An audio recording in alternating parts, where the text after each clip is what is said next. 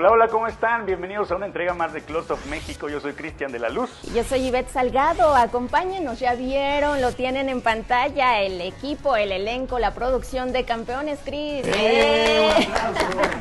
Oigan, y es que les cuento que en el año 2005 en México ocurrió lo impensable. No lo podemos olvidar. No lo podemos olvidar, exactamente. Todo el país estaba paralizado viendo la televisión en este partido que ocurrió en Perú, donde la selección mexicana, la sub-17, nada menos que se coronó como los campeones del mundo, y por ello es que tenemos hoy en este programa, en esta entrega de Close Up, a los creadores de la película Campeones, que precisamente es pues una cinta que habla de este hecho, de lo que ocurrió un poco como detrás, pero también, digamos, a cada uno de los personajes. Y vamos a empezar a presentarlos, ¿qué les parece? Está con nosotros Jesús Ramírez, precisamente fue pues el director técnico de la Sub-17. Gracias.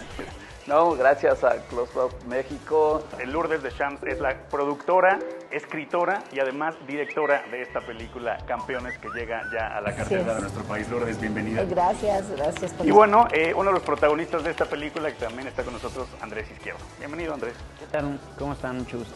Muy bien, muchas gracias. Decía yo que la coproducción entre ambos, porque toda historia comienza con un sueño. Y tú, Lourdes, viviste, digamos, completamente de cerca todo lo que ocurrió en ese lugar, digamos, lo más íntimo de esta historia lo sabes tú. ¿Y quién mejor para hacer esta película? Bueno, pues no sé si quién mejor, pero por lo menos a mí me parecía que era una historia que había que contar, que era muy cinemática, que desde luego tenía muchos matices que le podían dar a esta película pues el tono que seguramente a la gente le gustaría, ¿no? Por saber muchas de las cosas que íntimamente se viven dentro de un equipo que ansía, que pretende un objetivo tan alto. Pero además de vivirlo de cerca, en la intimidad, pues el sueño está acompañado de muchas dificultades y además era la primera ocasión en que eso ni siquiera sabíamos que iba a ocurrir, ¿no? Pero ¿cómo fue también esta parte de convencerla, de estar ahí? Porque pues entrenaban en situaciones verdaderamente complejas. Era la sub, no tenían los grandes campos, no tenían todo el apoyo. Que la historia es muy bonita por todo lo que hay en ese entorno, ¿no?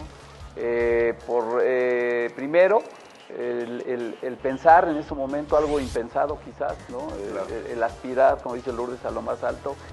Cuando tú entras en una competencia, pues tienes que ver a lo más alto, y ese momento pues era ser campeones del mundo.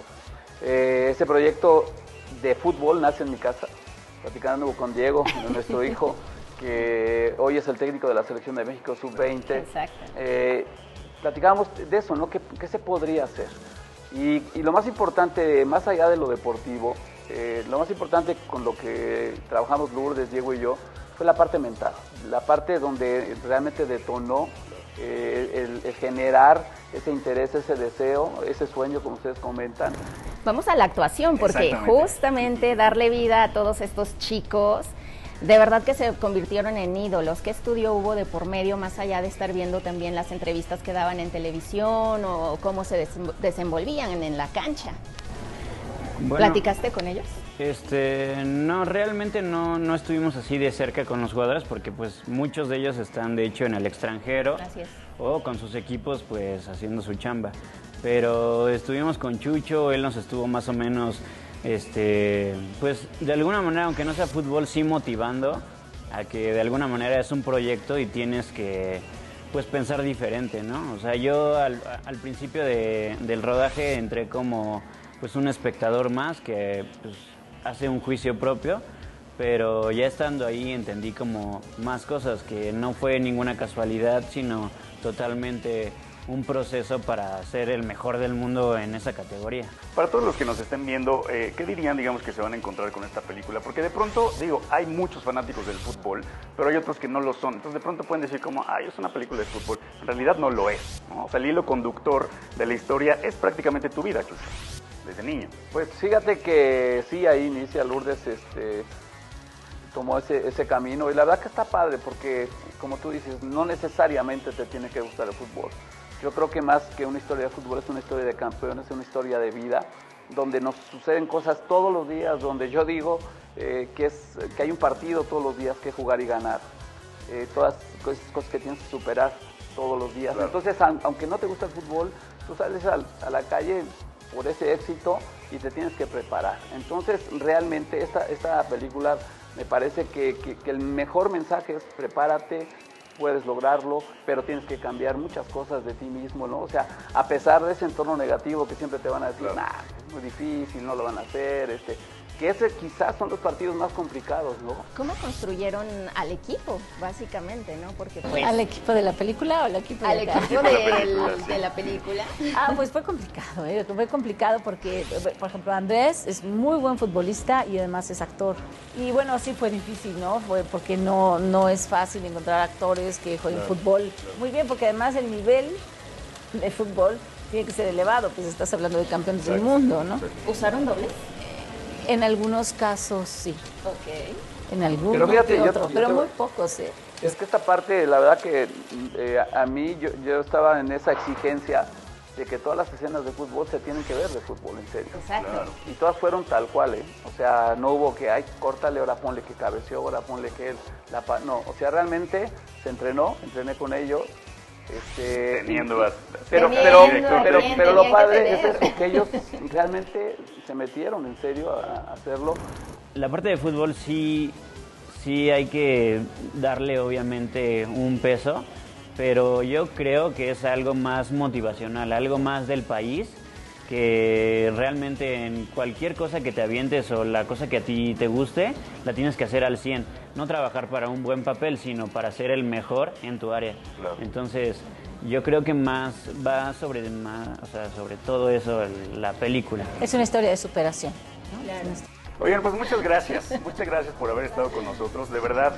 Yo particularmente, Lourdes, te quiero felicitar porque esta es una historia que tú, ya lo decía yo hace rato, escribiste, la levantaste así desde el principio y no es nada sencillo tener, digamos, tanto trabajo, tantas labores, tantos puestos dentro de una producción audiovisual. Entonces, de verdad, pues muchas felicidades. Y sobre todo porque es una gracias. historia que, como bien lo dices, me parece muy pertinente que todo el público conozca justo ahora, ¿no? Que pues nos hace falta de pronto Necesitamos esas ganas. éxito, transmitir éxito, porque los Historias de mexicanos éxito.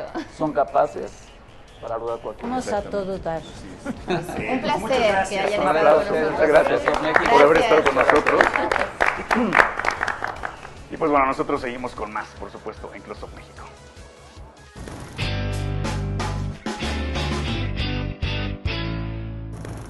Pues sí, amigos, continuamos ahora. Se encuentra con nosotros Hari Sama porque viene a presentarnos una película bien especial, Chris. Zuncaraku. Que significa Alegría alegría evanescente. Que este programa está lleno de alegría y esperamos que no sea evanescente. ¿Cómo estás, Jari? Bienvenido a Close Up México. Muchísimas Bienvenido. gracias, muy contento de estar con ustedes. Qué bueno. A todo dar. Yo debo confesar que soy fan del trabajo de Hari Sama. Soy muchas muy gracias. fan del Sueño de Lu. Despertar el polvo al final me dejó un poco como choqueado. Y la verdad es que me da mucho gusto, Hari, pues haber visto ya este documental. Que me parece particularmente, o sea, yo terminé de verlo y dije, ¿dónde está ese lugar? Quiero ir inmediatamente. Ok. Y me gustaría saber justamente cuál es el origen de tu gusto por todo por lo japonés, digamos, ¿no? Pues mira, ese gusto es un gusto que tengo yo desde siempre, pero no había logrado tener la cercanía, quién sabe, digo, no sé por qué, ¿no? Ya sabes que la vida te va ofreciendo cosas y llega todo en su momento. Y en realidad yo a Roberto lo conozco porque él tuvo una casa productora de cine publicitario y tal, importante. Entonces, bueno, pues yo lo conozco de ese ámbito, pero en realidad mi cercanía más profunda con él llega después del accidente en el que yo pierdo a mi hija y que dio pie al Sueño de Lu. Pues en un acto de intuición, no sé, sentí que esta práctica que él hacía en estas casas, yo conocía las casas porque él hacía comidas en sus casas, yo trabajaba, te digo, en su casa productora, pero ahí le pido clases, le digo, oye, esto que tú haces, se me hace que hay algo ahí para mí, yo ahorita necesito algo de qué agarrarme. Entonces me convierto en su primer alumno de ceremonia de té y empiezo a subir todos los lunes hasta la Jusco a tomar clases con él. Y es ahí donde realmente tenemos un contacto súper profundo y delicado, ¿no? Y además de la historia, algo que platicábamos antes de que llegaras, justamente es esta conexión que tienes con el ser músico, ser cineasta. Sí. Y cada detalle, de verdad que es una es un documental que va nutrido de muchos elementos, pero en particular sonoro, porque conoces bien el lenguaje y cada movimiento, cada detalle tiene esta ambientación, ¿no? Que es natural, por supuesto. Pues sí, o sea, de alguna manera yo, bueno, en el contexto de estas casas tengo la epifanía de, en algún punto me doy cuenta del increíble trabajo que significó que estas casas existieran, ¿no? Porque además están hechas, como ya vieron ustedes en el documental, así con como un puntillismo y una casi obsesión, se podría decir, ¿no? Entonces yo tengo esta epifanía y digo, no, pero ¿cómo? Esto es un trabajo de 40 años, esto es, ¿no? Y es como una especie de escultura viva en el Ajusco de una cosa poco común en México, ¿no? Incluso para los japoneses es casi imposible pensar que alguien que no está como totalmente inmerso en el tema en Japón pueda literal hacer unas casas de té como estas, ¿no? Entonces ahí es donde yo decido hacer el documental y en algún punto viene la pregunta de ¿y por qué? O sea, ¿por qué alguien se dedica su vida a hacer esto?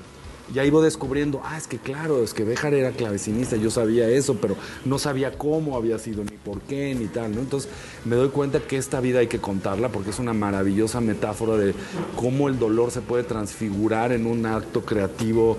En el caso de Roberto, muy excéntrico, muy exuberante, pero muy rico, ¿no? Y al final esa es la obsesión de mi cine, es como contestar esta pregunta, ¿no? Y yo he encontrado que en del cine que vengo haciendo hace algunos años, me importa mucho vulnerarme a mí mismo, ¿no? O sea, como exponerme, fragilizarme, o sea, me parece que es mucho más honesto de mi parte compartir con el público algo que a mí mismo me puso en un espacio incómodo, ¿no? Y esta incomodidad me parece que genera algo muy bello para mí y para los demás, ¿no? O sea, como que todo lo que, de alguna manera, aunque el documental realmente no trata específicamente de la ceremonia de té, pero sí es en la ceremonia de té donde al final Roberto decide cerrar su búsqueda y cerrar en cuanto a, digamos, en cuanto a la búsqueda misma de cuál va a ser mi camino y mi dirección. Empieza, digamos, buscando en la música lo vuelve loco, después él regresa a México y encuentra en la cetrería un espacio como de... porque todo lo hace de manera, la verdad es que muy profunda y muy mística, ¿no? Y parece que tiene un DNA como medieval, porque todas las actividades que llevó a cabo son literal cosas milenarias, ¿no? Entonces rescata la cetrería que estaba dormida en México desde el virreinato y convierte este espacio en el Ajusco como literalmente en un monasterio de halconería donde llegan todos estos jóvenes a las 4 de la mañana con sus halcones, una cosa como... casi, sí, cosa como medieval, ¿no? Imposible pensar casi en el contexto de hoy, ¿no? Jari, ¿cómo te sientes en este momento como cineasta? A mí me llama mucho la atención que no... Siento como que no te repites, ¿sabes? O sea, si uno ve tu filmografía, no hay como... algo que te digas, claro, esto lo hizo. O sea, no, es como cada película es completamente distinta. ¿Cómo te sientes en ese sentido? Sobre todo con la historia de Zuncarraku y de la vida de Roberto, porque así como él tuvo una búsqueda, me imagino que tú también tuviste una búsqueda y quizá hasta una respuesta al realizar esta película, no lo sé. Sí, o sea, para mí de pronto Roberto se ha convertido tanto en una figura más, porque Roberto es mayor que yo, entonces ha habido como una especie de... Pues sí, ahí como de lección de mi parte, y he aprendido él es mi maestro, entonces yo he aprendido mucho de él, tanto en el ámbito de la ceremonia de té y de cómo transportar el zen y la ceremonia de té al arte y a mi propia vida, ¿no? Entonces sí, él es alguien que se ha vuelto muy importante para mí. ¿Cómo vas a trasladar todo esto, todas estas necesidades también como cineasta a Esto no es Berlín, precisamente, que es la historia que vamos a ver ya en unos meses más, ¿no? Pues ahí sí estuvo como, o sea, como que yo tenía la obsesión de contar esta parte de mi vida. Es una parte de mi vida, es la parte de mi vida, es mi adolescencia, mi preadolescencia, esto de donde vienen muchas de mis cicatrices, mucho de que me hace ser quien soy en este momento. Y me pasó un poco a mí ahora, como a Roberto en Zunca, que es que yo tenía que revisitar estos pasajes. Pensé que eran cosas que tenía como muy comprendidas y muy trabajadas, pero verlas en 3D es probablemente la película que me ha vulnerado más a mí personalmente y que me ha implicado más, o sea, que me sacó más de mi zona de confort. Y es una película muy grande, es de época, hay muchos extras, es la película más grande que yo he hecho, o sea, claro, yo no he hecho Hunan, entonces mis pelis son muy delicadas, muy chiquitas, Y esta película de pronto era una cosa coral, con muchos extras. Y sí estuve todo el tiempo buscando no perder la introspección de mis personajes, los personajes que están pasando por un proceso personal que los lleva a ir hacia adentro y a confrontarse y a violentarse, pero a nivel muy interno. Entonces sí estuve así obsesionado con dar el espacio a los actores y a mí mismo de no perder la esencia de la película, que es la parte humana, ¿no? En medio de esta cosa súper punk y súper gráfica y vistosa, ¿no? Claro. Entonces Ya lo esperemos que terminaste, ¿verdad? de filmar, sí. Estamos editando ahora. ¿Cuándo la vamos a ver? Pues espero que el año que entra, la verdad. El proceso más complicado de Exacto. Sí, pues está padre, está siendo muy divertido. Me imagino. Sí. Pero por lo pronto está Zunca. Zuncarracu ya Zuncarracu. en la cartelera. La verdad es que sí es una película que les recomiendo particularmente mucho que vean. A mí lo que me pasó es que todo el tiempo, como que me pareció tener un aroma a té. O sea, ¿saben? Como el vaporcito del té todo el tiempo en la película, independientemente de la estación. Y eso, yo creo que como espectador es algo que sí se agradece, ¿no? Yo me hice padre. un té de moringa. Ah, buenísimo. Jari, pues ha sido un enorme gusto. No, y tenerte muchísimas con gracias por nosotros. tenerme. La verdad es que siempre es un gusto estar con ustedes. Siempre he recibido. Y pues, Cris, de esta forma es como No. cerramos este espacio, sí, No se puede acabó. ser, esto siempre se va muy rápido. Pero pues, sí. Recuerden que estamos disponibles en nuestra página que es www.closeupmexico.com y por supuesto en nuestras redes sociales. Más sorpresas en nuestros próximos episodios en esto que fue Close Up México. Acércate al cine mexicano.